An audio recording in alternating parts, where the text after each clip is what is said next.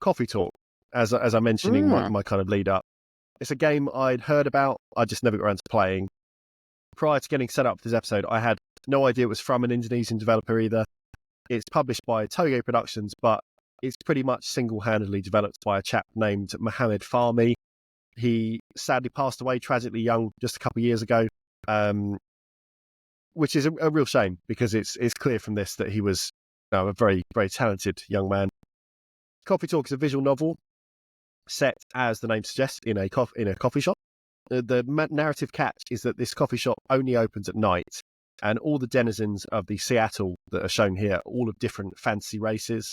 So you've got humans and orcs and elves and succubi and aliens and werewolves and vampires, but all existent in a real-world contemporary setting, a la kind of What We Do in the Shadows or something like that. The difference here, to that show at least, is that all of these races intermingle and coexist. There's no proverbial shadows. They're just, everyone is out and proud as the race they are within this kind of fantasy world, which is actually not a fantasy world in that sense. It's a regular kind of Earth that just happens to have all these different kind of things knocking about and coexisting. To give an overview of how Coffee Talk plays, the game has you reading conversations and watching interactions between coffee shop patrons, mixing drinks to order, and then absorbing kind of wider world building through newspaper headlines. The drinks mixing interface as the primary input that you have as a player is simple, but it asks that you do pay attention to clues in customer speech or requests to ensure you're kind of mixing the right beverages. You're not overly punished for mixing the wrong drinks, but success does feed into some of the wider flavor text you can unlock via the game's Facebook-style social media pages that get increasingly populated with backstory for these characters as your relationship with them improves. So it is worth trying to do well if you're enjoying getting to know these characters. There's more for you if you get good at mixing the right kind of cafe latte. I'm not a barista, as you can probably tell. As a recurring caveat, any time a visual novel comes up on this show, if you're not into the core idea of the game being primarily linear and narrative based, you won't have a good time here. But if you're open to the experience, then the game is a super, super success, like I mentioned. It works for me for a similar reason that Bloom on the Playdate was such a success, because not only does it have really good writing, but it's got writing that is broken up just enough by some sort of activity input. So I don't fundamentally have a problem with straight kinetic novels that are just text. But of the limited visual novels I've played, my favourites have always been something that's got a bit of contrast as well. So like The Gardening in Bloom or The Escape Rooms of 9 Hours, 9 Persons, 9 Doors. So something that kind of breaks it up. And Coffee Talk is simple, but it's paced really well. And the game really seems to know when you're likely to be kind of like getting bored or losing interest in a conversation. And then we'll either wrap it up to give you new people to speak to, new things to happen, or kind of giving you a quick break as you try to mix up a special drink. So you're just kind of pulled out of it for a moment to think, okay, what did they say? What do I need to do? And it just keeps you kind of motivated and connected to what's going on.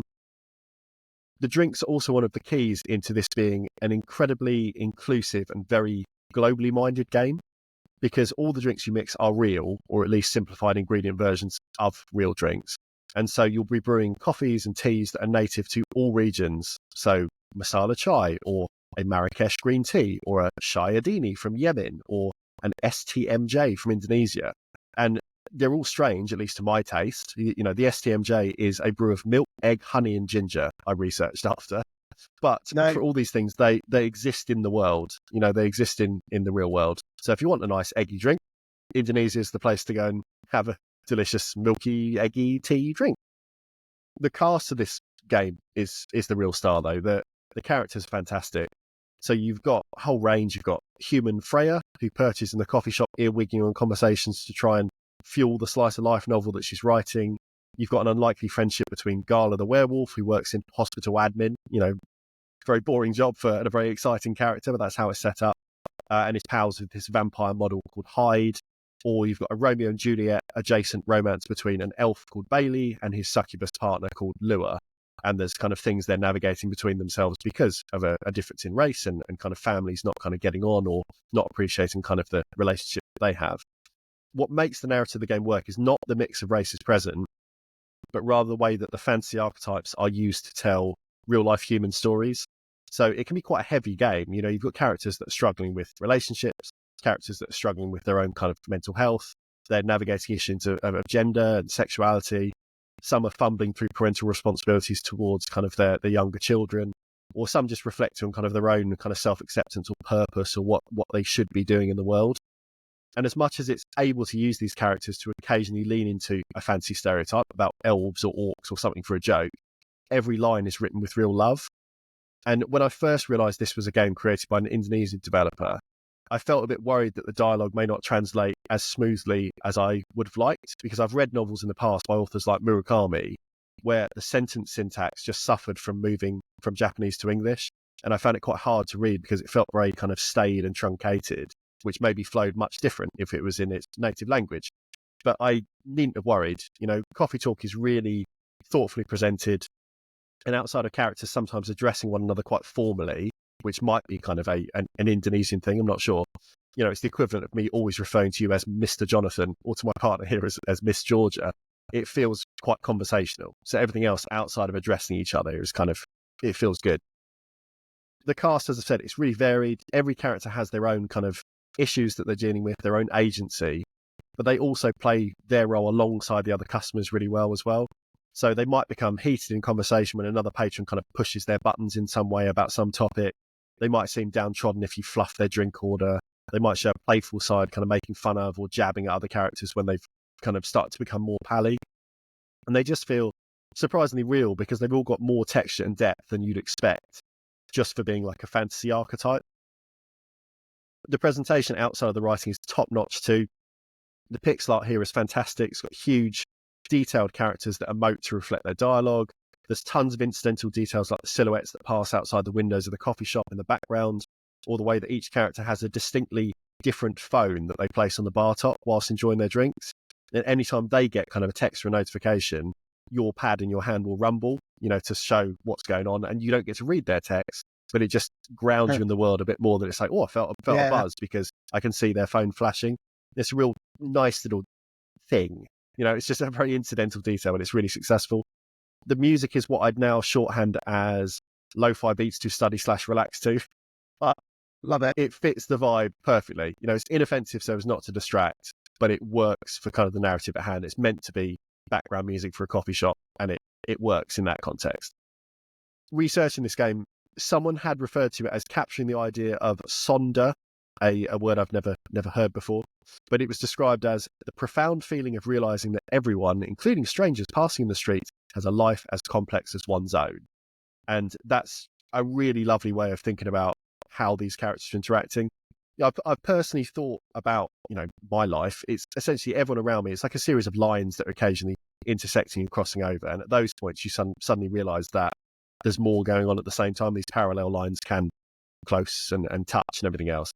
And I guess Sonder is a more expanded concept of that. It's just saying that, people are existent in the world, even if we don't always realize that or don't really think about it.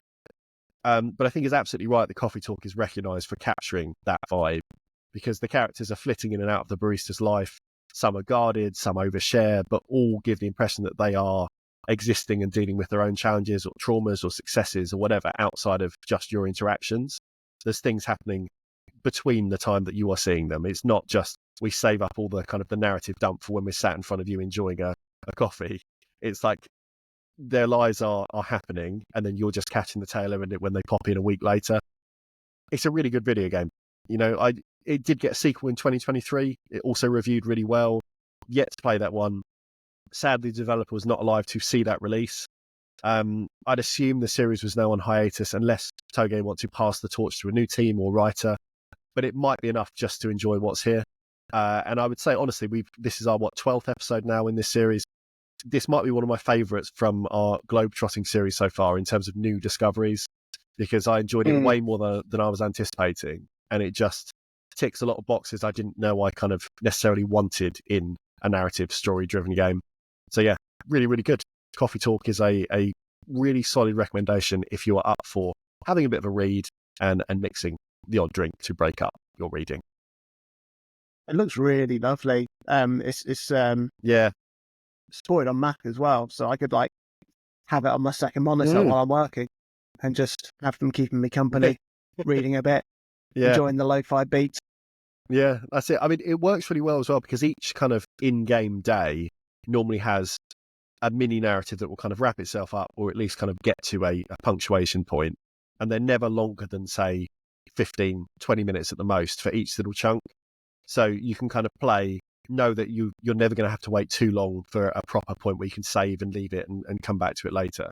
So the pacing of the whole thing is really well considered. But definitely, I would say for anyone that enjoyed Bloom, especially as we both did, I'd say this is one to recommend and one to play. I really, really enjoyed it.